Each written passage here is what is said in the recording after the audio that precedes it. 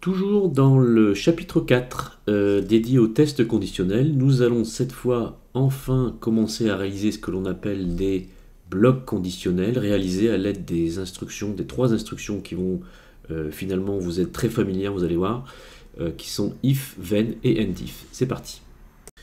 Donc on va commencer simplement par définir plusieurs variables, hein, comme on a pu le voir ensemble dans les chapitres 2 et 3. Alors on va désigner plusieurs variables. On va l'appeler la première variable, on va l'appeler variable 1. Dedans on va lui dire, on va lui affecter la valeur d'un RSI par exemple, hein. Donc ça on connaît, on a vu. On va faire une autre variable, une variable 2 dans laquelle on va déjà lui donner une condition booléenne, hein, comme on a pu le voir. Donc on va lui dire si close est supérieur par exemple à l'open, donc ce sera une bougie haussière. Et on va déterminer une troisième variable qui, elle, on lui dira que elle est déjà égale à 1. Voilà, donc elle est déjà positive.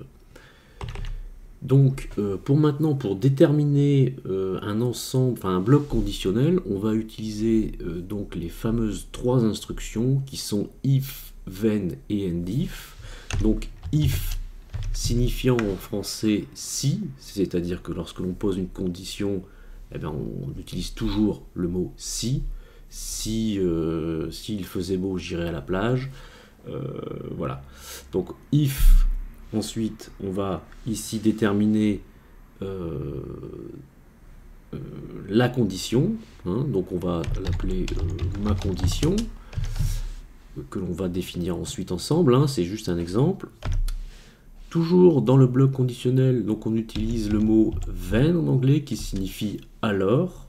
Si il fait beau, alors j'irai à la plage, toujours dans le même principe. Et pour terminer un bloc conditionnel, puisqu'évidemment, lorsque l'on pose une condition, on dit qu'on va faire quelque chose. C'est-à-dire que dans le bloc conditionnel, on va inclure des choses qui seront testées, seront vraies, seront analysées uniquement si ma condition est vérifiée, c'est-à-dire si ma condition est vraie.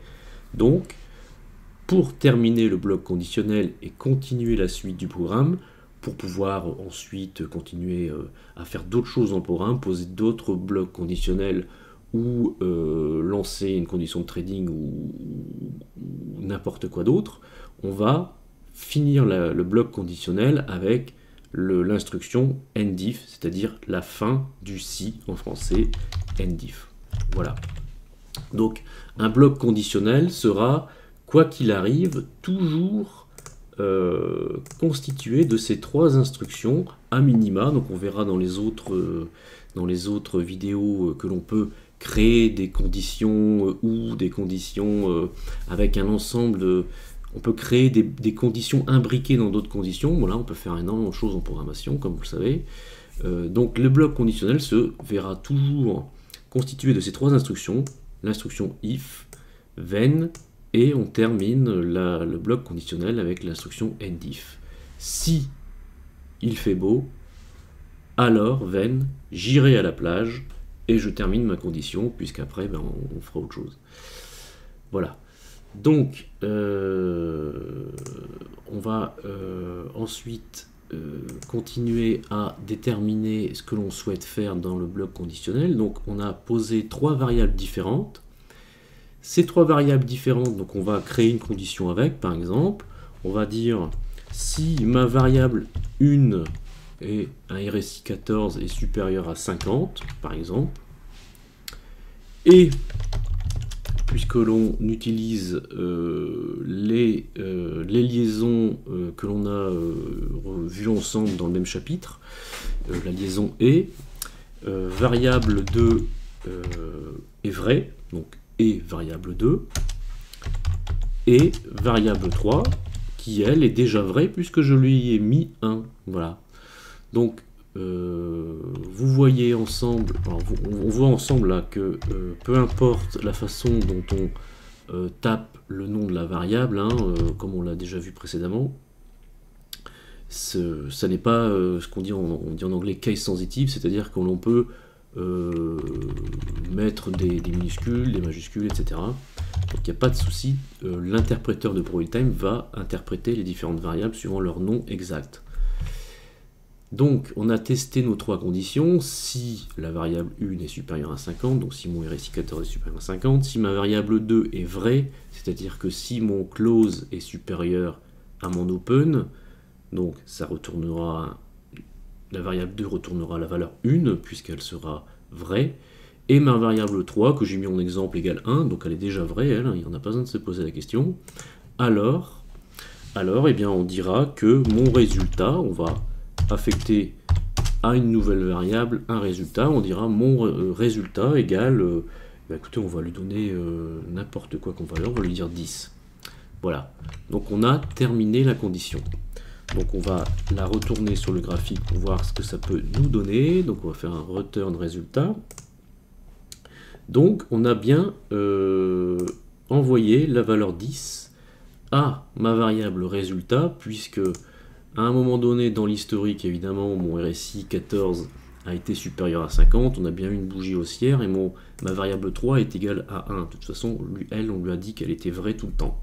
Maintenant, ce que l'on va faire, c'est que l'on va dire à ma variable 3 qu'elle est égale à 0, donc fausse. Et comme elle fait partie de la chaîne conditionnelle de mon bloc conditionnel, ici, variable 3, eh bien, mon résultat ne sera jamais passé à 10. En théorie, c'est ce qui va se passer. Voilà, on a toujours mon résultat qui reste à 0, lui. Donc voilà, comment on crée un test simple, un bloc conditionnel avec ProBuilder. Donc on peut utiliser ces blocs conditionnels dans tous les modules de programmation de ProBuildTime, que ce soit ProBuilder, ProScreener ou ProBacktest, ProOrder. Voilà, on va passer à la suite maintenant. Donc maintenant on a utilisé des variables dans ma chaîne conditionnelle, mais on pourrait tout aussi bien utiliser directement les instructions qui font partie des variables, peu importe, de toute manière, la chaîne conditionnelle sera la même. Donc variable 2, elle c'était close supérieure à open, et bien au lieu d'utiliser la variable, on peut très bien mettre directement dans la chaîne conditionnelle cette condition. Donc on va supprimer variable 2 parce qu'il ne nous sert plus à rien dans le programme. Variable 3 est toujours égale à 0, mais ici on va lui mettre 1 par exemple. Et vous allez voir qu'on va avoir le même résultat, c'est-à-dire qu'on aura bien notre test conditionnel qui se mettra bien à 10. De la même façon, ici, si je mets 0, eh bien, on verra que effectivement, on ne passera jamais le résultat à 10, puisque on a une condition de notre chaîne conditionnelle qui n'est pas vérifiée, puisqu'elle est égale à 0. C'est une variable booléenne, je le rappelle, elle ne prend l'état vrai que lorsqu'elle est vérifiée, c'est-à-dire elle prend l'état 1, et lorsqu'elle n'est pas vraie, donc elle n'est pas vérifiée, elle prend l'état 0. Voilà, donc ici on a une condition, une chaîne conditionnelle qui est fausse, donc mon résultat ne passe jamais à 10 et le reste à 0. Voilà. C'est parti pour la suite.